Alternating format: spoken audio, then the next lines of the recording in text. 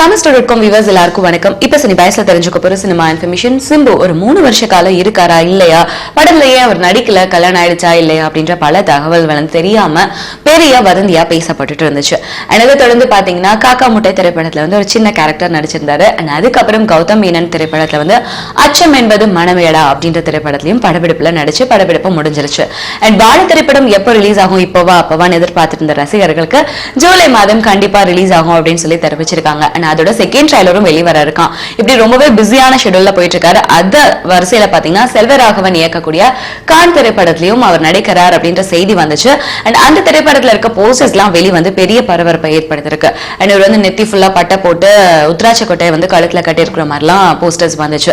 And இதை தொடர்ந்து பாத்தீங்கன்னா ரொம்பவே பிஸி ஷெட்யூல்ல போயிட்டு இருக்காரு சிம்பு. கொஞ்சம் ஃப்ரீ பண்ணிக்கணும்னு சொல்லிட்டு ஃபாரின் போய் ட்ரிப் அடிச்சுட்டு அகைன் ஷூட்டிங்ல கலந்துக்க இருக்காரு.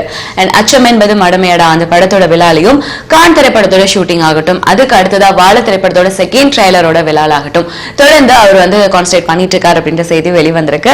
அண்ட் ரொம்பவே பிஸியா இருக்காரா. 3 வருஷ காலத்துக்கு அப்புறம் இனிமேல் தொடர்ந்து சினிமால பெரிய என்ட்ரி கொடுப்பார் அப்படின்னு எதிர்பார்க்கப்படுது. இந்த மாதிரி சினிமா இன்ஃபர்மேஷன் நீங்க தொடர்ந்து அப்டேட்ல அப்பப்ப தெரிஞ்சுக்கணும் அப்படின்னா தமிழ்.com தொடர்ந்து பாருங்க.